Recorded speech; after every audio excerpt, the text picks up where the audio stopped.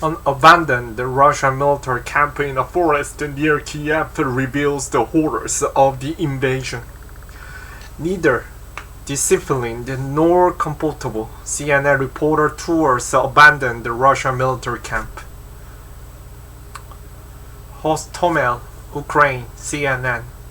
Dmitry Nekajakov was walking his dog before he went to walk when the Russian shelling started on Hostomel, a city on the outskirts of the capital Kyiv.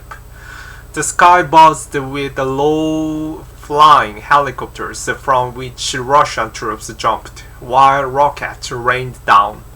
It was 6:40 a.m. on February 24th, the first day of Russia's invasion of Ukraine, and for almost a month, the bombardment there didn't stop. Nekajakov said that he spent 20 days sitting on the ground in his basement during the night. In the cold light of the day, he and other residents in his neighborhood would emerge to witness the damage that had been inflicted in their homes and devise plans to find safer places to shelter. For a long time, the shells were coming, the rockets were coming, he said. The Russian missiles and rockets that decimated buildings, lives, and homes were fired. The homes were fired from a sprawling Russian base, hidden in the forest for some 4 kilometers, around 2.5 miles away.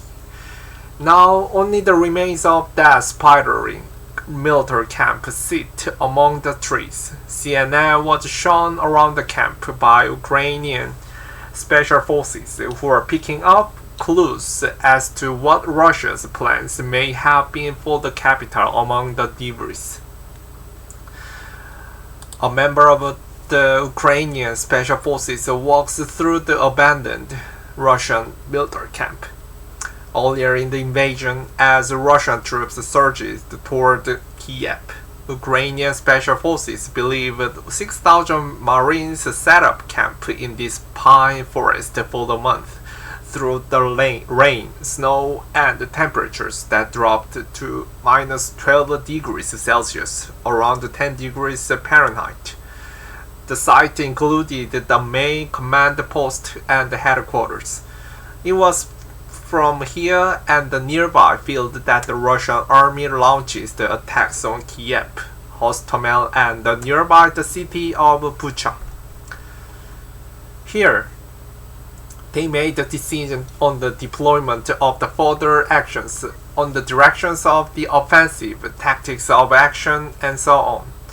A Ukrainian Special Forces officer told CNN, pointing to where each part of the operation was located. Huge grooves are visible where troops had fired Grad missiles from the field, located 40 kilometers, around 25 miles from the capital.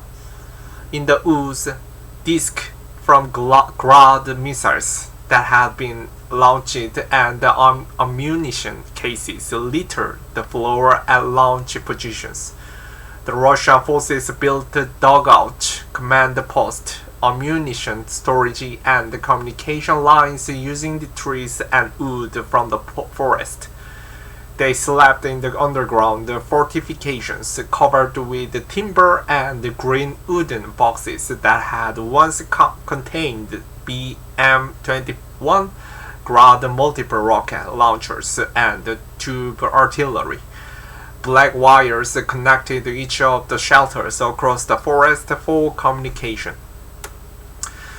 Remnants of the Russian military camp can be seen in a forested area about an hour's drive north of Kyiv. The forest was also littered with food containers emblazoned with the branding of the Russian military.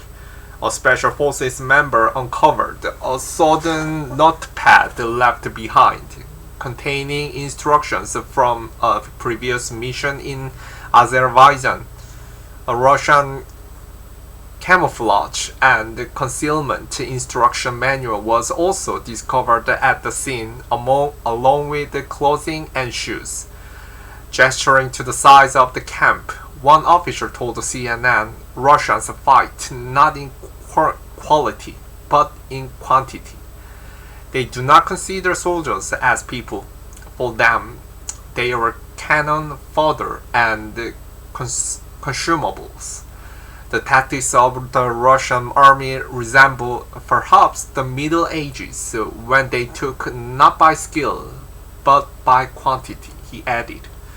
Remnants of military equipment, clothing, and fortifications were not the only things that Russia left behind.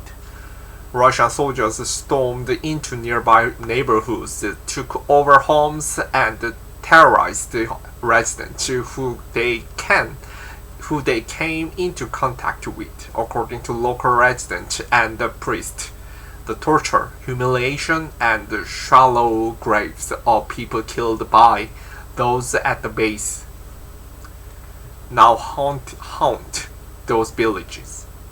I was beaten, but I'm alive. Vitaly Chenish with his daughter in Sidhu. Vitaly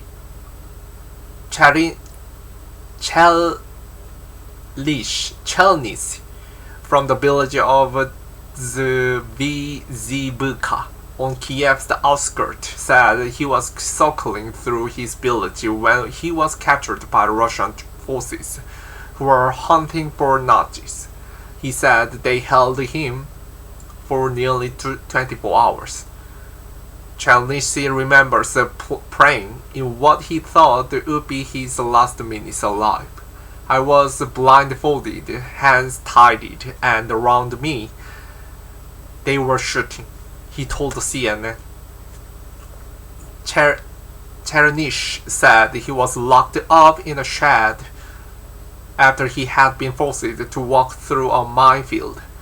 He said that Russian soldiers were mulling whether to use him with gasoline and had threatened to take him to the crematorium. The soldiers shot all around his body as he was tied up and constantly asked him what his last wish would be, he said. He said he was left in the freezing shed for hours. I was beaten on the arms and legs below the waist. The bruises remain, he said. I thought my leg was broken. I was limping, but I'm alive and well. Thank God. In his garden, a rocket artillery still lies in his field. Another daily reminder of his painful ordeal and near month under Russian occupation and attack. Chernish survived, but other residents were killed after being tortured by soldiers who spilled out of the forest fortress. A smirch rocket tail fin is still in Chernish's garden. Vasily Benka, a local priest in Zvizibuka, told CNN that Russian troops, tanks, and armored cars covered on the village and remained there for a month. People were scared to emerge from their basement, he said. When Benka died, he said he found 5 men whose bodies had been mutilated in the garden and 2 more in the forest. Russians asked or forced me to bury 2 additional women in the cemetery, Benka told CNN.